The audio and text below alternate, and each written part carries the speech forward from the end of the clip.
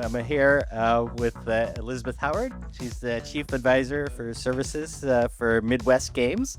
And Adam Boyes, founder and CEO of Vivrato.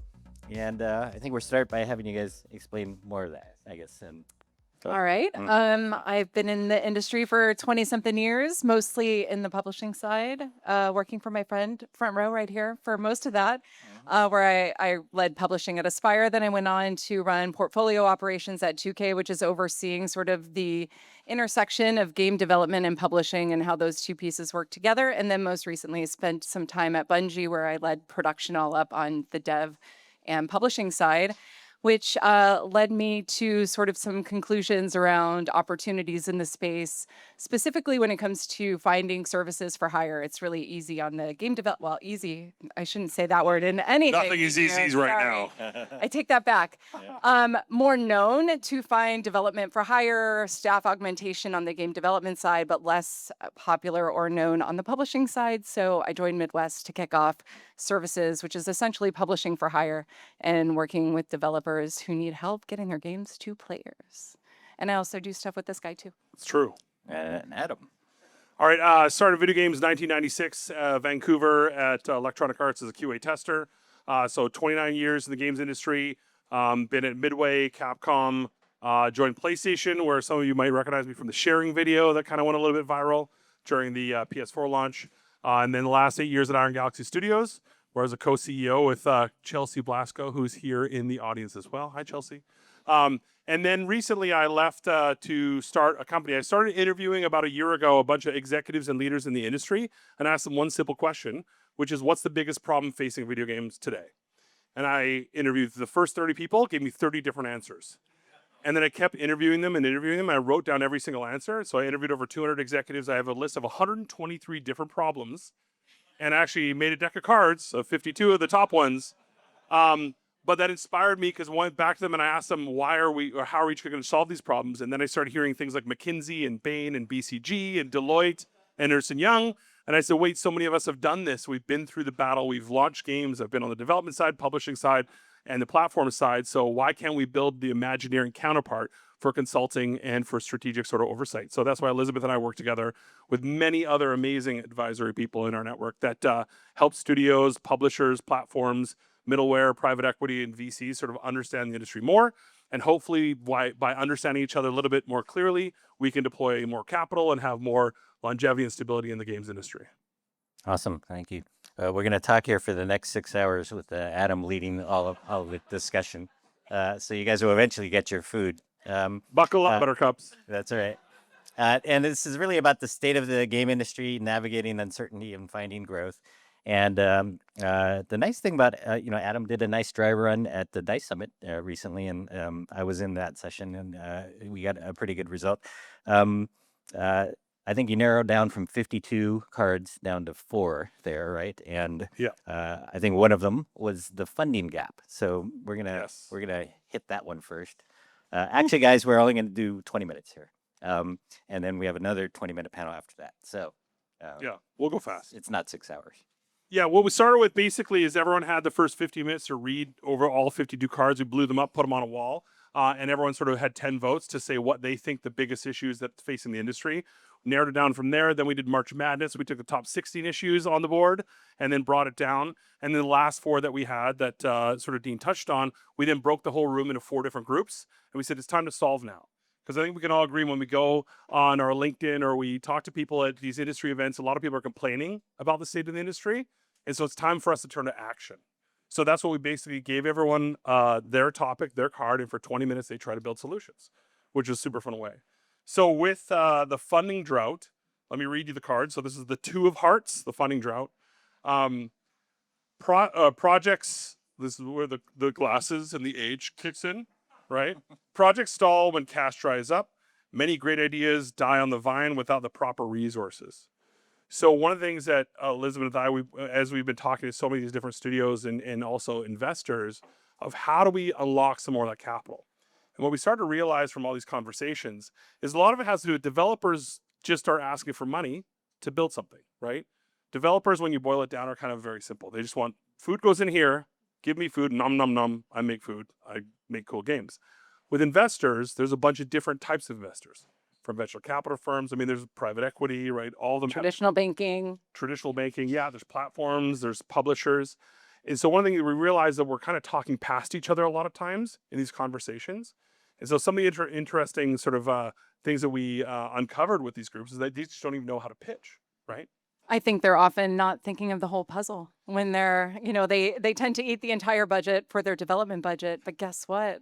There's a go-to-market. There's a go-to-market part of the equation that not just costs money, but time, effort, and is actually should ideally be part of the entire production schedule. Meaning you're engaging early and often, you're building an audience, you're investing in understanding who that customer is, and that helps you both save money on development, ideally by right sizing your investment for the market that you're targeting, and make sure that you're not over investing in something that doesn't have players. But that is humans and money and capital that Well, the challenge is, like, a lot of developers, they'll go into a pitch meeting and they'll just ask for exactly what they need for that time in which they think is the right approach. But they don't know that they might be pitching to a venture capital firm that wants to see a 10x return over a 5 or 8 or 10-year period, or a private equity firm that wants to get to 18% IRR on a year-over-year basis. Now, by the way, 6 months ago, I had no idea what any of these words meant. Just to be clear, and after a lot of YouTube videos, I have like a C+ in financing. But it was fascinating is that the more you talk to them and the more I sat down with them to understand what their KPIs are and how they're trying to sort of define success, then you start to realize that a developer actually needs to go in and make a mini game of their pitch, because they have to basically build a multitude of different types of pitches, right? You go in, you have the folder. I remember at Iron Galaxy, we would do this. Like, so are you looking for free-to-play games these days, or are you looking for premium? Double click on that folder. What scale are you looking for? Are you looking for like in the $0 to $3 million range? Yeah, zero, the free games. The 0.5 to $3 million games, the 3 to 5, the 6 to 7. Then you double click on that.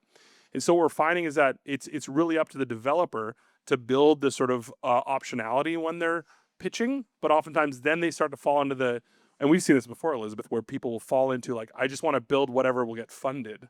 Right. Versus I want to build what my dream game is. Or even build what an audience needs. Like, everybody succeeds if you deliver a successful game and find players. And so I think people get wrapped up in trying to land the deal, even if the deal isn't something that actually can garner an audience, and then things can go awry and get your project canceled before you even finish it, which is another unfun version of that story. That's half the meetings at DICE this year. Yeah, exactly. It also feels like, say, the whole problem is maybe related to this idea of tranches as well, where, all of a sudden, when times were good, the money flooded out, but it didn't fully fund anybody, right? You maybe got a third of the money you needed to get everything done. And it was going to come in tranches later on, right? But as soon as the pandemic comes along, and as soon as the sort of post-pandemic drop comes along, those rounds didn't come, right? And so we had lots and lots of startups fully funded for a third of what they needed, and now we have the outcome. Yeah, to that point, I think we saw a lot of VC investment hoping that a publisher would catch it on the other end, and they're not there. So we're seeing a lot of, frankly, amazing games in the industry right now that are almost complete, and there hasn't been a finance solution for sort of that last mile, mostly product market fit proven game. Doesn't have a financing solution right now. So that's an area I'd love to see somebody figure out. I think that's a good one. And then, Adam, your second card went a profit at any cost, right? Yeah, that was the most popular one. Profit at any cost, the ace of spades, which is perfect. Ace of spades. Executives and investors push for short-term gains, ignoring game quality. Capital extraction overshadows creative ambition, right? So when we start thinking about profit at any cost, you start to see this sort of knockdown effect of what's the cost? The cost is layoffs, studio closures, right? A reduction in then risk, right? Risk mitigation means less spending. Less spending means less capital, which means less creative. Or maybe when they start doing the cuts and they do hire some of the big seven to make these decisions for them, then they're cutting innovation, they're cutting R&D. And so how do we sort of reverse that trend? And a lot of it is to do with understanding that, you can't just make $300 million bets and think that every time. I remember I worked at Midway, actually, Craig and I worked there at Midway in Chicago. And we had a CEO that joined. I remember at one point he had a company meeting. He said, "We only hit home runs from here on out." That's all. And so there was 6 games in development, and all of them have to be 125 million plus, and all of them have to be the Open world GTAs, GTA, open right? world, Love that action story. oriented, all that stuff. And we're like, that's not how baseball or any sport works, right? The singles, doubles, triples, and then home runs, and then also strikeouts and bunts. Like our industry, I think sometimes chases those big bets, and I think that's one of the problems that we see a lot of the headlines too. And then when you see the headline of that game doesn't make sense or doesn't pencil, then they're like, well, maybe we should go to double A. That's also like all of these things can be both true and false at the same time.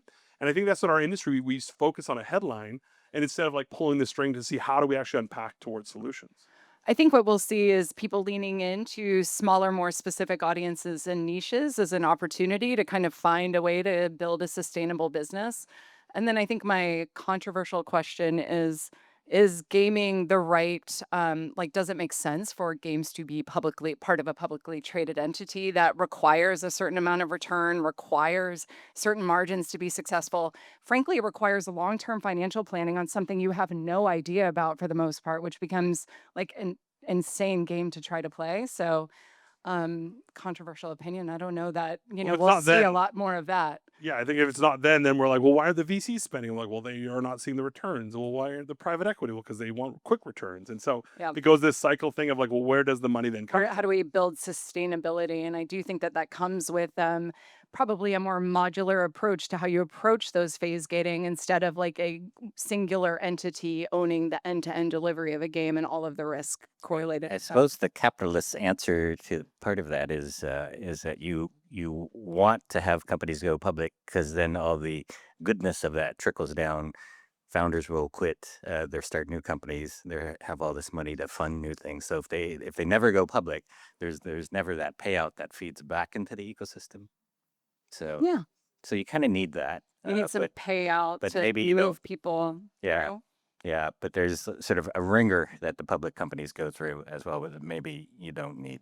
I think that's one of the things that I think many of us have seen is that with all the influx of capital that was deployed kind of freely, if like, oh, if 3 of you were from Riot or 2 of you are from Blizzard, then you sort of get a check written. And then when you're sort of building towards not having those constraints around, hey, if you're trying to build something and you might die.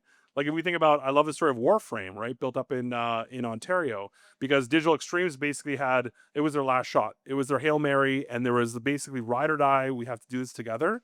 And out of that came a really successful product because there were so many constraints. The constraint was, if we don't succeed, it's dead. It's DOA.